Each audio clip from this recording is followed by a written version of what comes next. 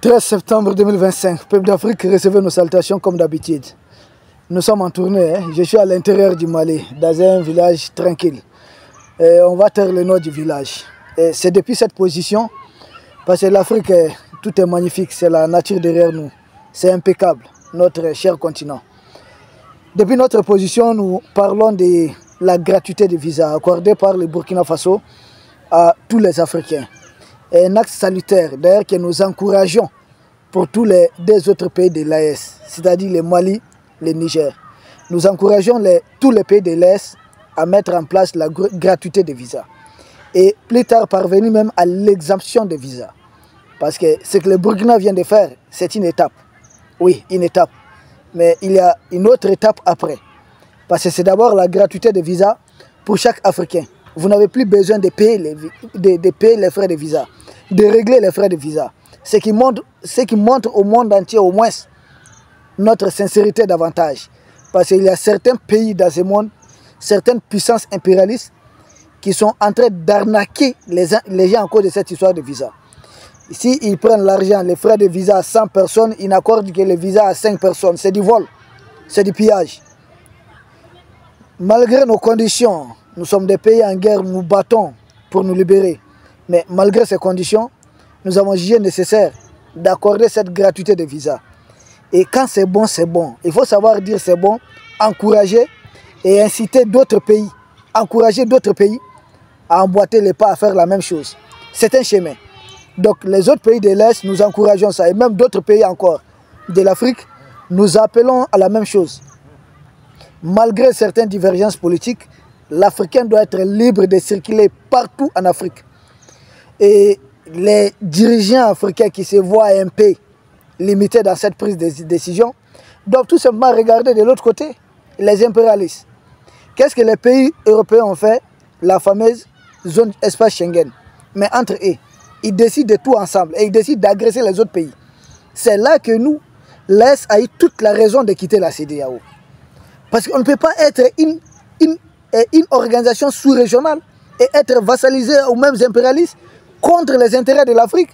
De sorte que Emmanuel Macron ose dire qu'il faut faire la guerre au Niger, mais ce n'est pas possible. C'est inadmissible. La vraie unité africaine commence avec l'espace AES. Nous en sommes convaincus.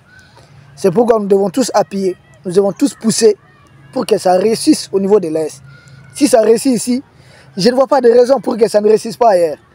Donc nous disons tout simplement bravo aux autorités du Burkina et nous appelons d'autres pays africains à emboîter les pas.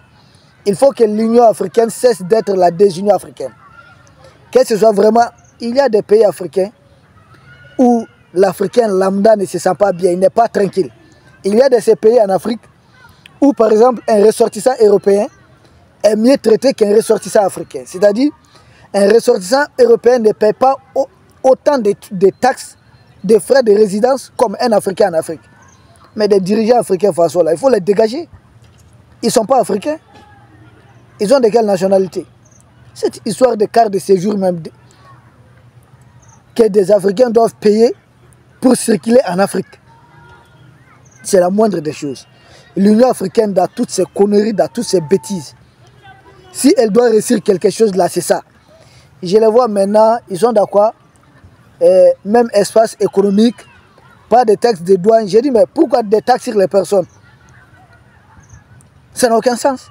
Un Africain doit payer pour résider dans un autre pays africain. Vous avez vu ça où dans le monde? Entre le Canada et les États-Unis?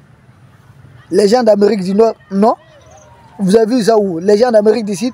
Non. Et récemment, la Russie et la Chine même viennent de mettre fin à toute histoire de visa entre eux. C'est pourquoi la première étape que le Burkina vient de franchir, cette première étape, il faut vraiment saluer la gratuité des visas. Et nous appelons à ce que la mesure soit généralisée au niveau de l'espace AES dans son ensemble. Et plus tard, que d'autres pays africains puissent emboîter les pas. Il faudrait saluer longtemps le Mali, le Cameroun, par exemple, il n'y avait pas de visa. Je ne sais pas maintenant qu'est-ce qui s'est passé. Parce qu'entre-temps, beaucoup d'eau, voilà, beaucoup de choses se sont passées. Mais ça serait très bien quand même, cette première étape, gratuité des visas. Mais la deuxième phase, la deuxième étape, l'exemption des visas pour tout Africain en Afrique. Pour tout Africain en Afrique. Tout Africain doit être libre de circuler tranquillement en Afrique. Au moins, il faut ça. Il est inadmissible qu'un ressortissant de chez Emmanuel Macron soit tranquille, par exemple, au Gabon, plus que d'autres Africains. Il faudrait revoir certaines choses. Il faudrait revoir. Nous appelons vraiment à ce qu'on puisse revoir beaucoup de choses. Gratuité de visa, exemption de visa, une bonne chose. Parce que nous n'avons que l'Afrique. Et pendant ces temps, s'il y a encore des dirigeants africains à la solde des impérialistes qui travaillent à diviser les Africains, il faut les combattre par tous les moyens. Par tous les moyens. Parce que l'Afrique n'est pas celle des syndicats des chefs d'État. L'Afrique, elle appartient au peuple africain. Il y a eu combien de dirigeants depuis nos indépendances jusqu'à présent? Vous prenez le cas du Mali. Le premier président, c'est qui? C'est Modibo Keïta. Où est-il aujourd'hui? Il n'est plus de ce monde. Qu'il repose en paix. Le second président, le général Moussa Traoré, où est-il? Il n'est plus de ce monde. Qu'il repose en paix. Alpha Omar Konaré, il est à sa retraite tranquillement dans sa maison. Amadou Toumani Touré, où est-il? Qu'il repose en paix. Ibeka, Ibrahim Boubacar Keïta, où est-il? Qu'il repose en paix. Mais le Mali demeure. Nos pays demeurent. Ce qui compte, ce n'est pas des personnes. Ce qui compte, ce sont nos pays, nos États. Qu'est-ce qu'on peut faire pour l'Afrique? Donc, aucun pays africain n'appartient à un dirigeant. Et vous allez remarquer qu'à chaque fois, par exemple, quand je parle de la Côte d'Ivoire, je dis chaque fois, les microbes ouattariens, M. Ouattara, il faut chaque fois dissocier ces pièges-là des dirigeants du pays. Il faut chaque fois dissocier, il faut chaque fois déjouer ces pièges. Toutes les bêtises que Blaise Compaoré a à faire, par exemple. On ne peut pas accuser le Burkina de ça, on ne peut pas blâmer le Burkina. Aujourd'hui, vous avez IB, il y avait Thomas Sankara. C'est comme ça. Les hommes passent, mais les États demeurent. Donc l'Afrique dans son ensemble doit se sentir comme un seul grand peuple. Nous sommes des peuples. Les dirigeants passent. Et il y a eu combien de dirigeants? Si vous prenez le Burkina, il y a eu qui? Depuis les indépendances jusqu'à présent. Il y a eu beaucoup de dirigeants qui sont succédés. Le Niger, c'est pareil. Avec Amani Diori, Seni Kounché et autres. Donc tous ces dirigeants-là. Amani Diori n'est plus de ce monde. Seni Kounché n'est plus de ce monde. Mamadou Tandja n'est plus de ce monde. Ibrahim Barry Maïnassara n'est plus de ce monde. Les dirigeants passent. Mais les États demeurent. Les peuples demeurent. Les nations demeurent. Nos pays demeurent.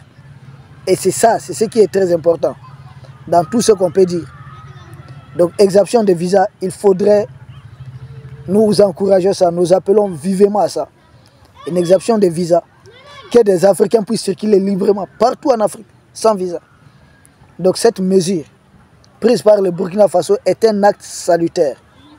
Un acte très, très salutaire. Et nous appelons vraiment que cette mesure soit généralisée dans l'ensemble des pays de l'Est, et voir aussi avec d'autres pays africains.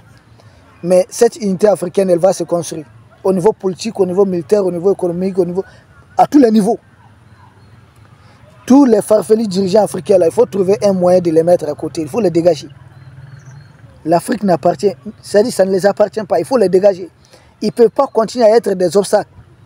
Entre nous, Africains, là, on s'aime, on n'a pas de problème. Tout Africain que vous voyez là, se mettre à verser sa rancœur contre des gens là, c'est suivant les consignes, ou bien en tout cas, voulant faire plaisir à un de ses maîtres.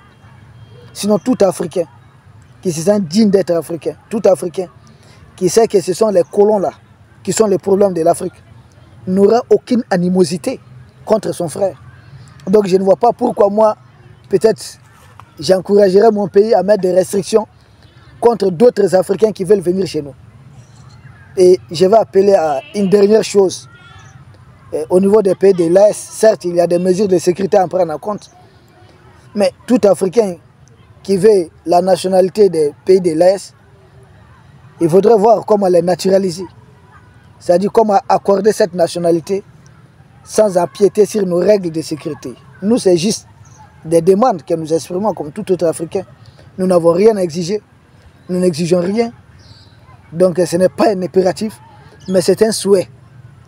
Parce que beaucoup de nos frères d'Afrique nous appellent souvent. Vraiment, nous voulons la nationalité malienne, nous voulons la nationalité burkinabé. Donc les autorités de l'Est aujourd'hui, très panafricaines, nous leur demandons de prendre en compte ces volets. Faciliter l'obtention de visas pour certains de nos frères qui veulent réellement, qui aiment l'AS, qui veulent être avec nous, qui veulent nous accompagner. C'est très important, c'est juste une demande, rien de plus. Peuple d'Afrique, nous sommes ici, nous séjournons dans ce village tranquille, avec vos bénédictions. Et nous espérons un jour que vous-même, vous viendrez aussi visiter le Mali, être là avec nous. C'est un village tranquille, ce n'est pas comme les Emmanuel Macron font croire que ça ne va pas au Mali, c'est le chaos. Non, non, non. C'est un village tranquille, vous attendez les cris des enfants un peu de loin. Il y a la nature, j'ai dû traverser le fleuve. Et j'ai été très bien accueilli par certains admirateurs. C'est vraiment des fans, des gens qui nous suivent régulièrement. Et j'ai beaucoup aimé. Merci. Merci à vous et surtout vous qui nous accompagnez depuis le début. Depuis que nous sommes quelques-uns, aujourd'hui nous sommes 100 000 abonnés. Plus de 100 000. Il y a 1000 de plus alors. Merci. Merci à vous en ensemble. La lutte ne fait que commencer. Nous vous remercions.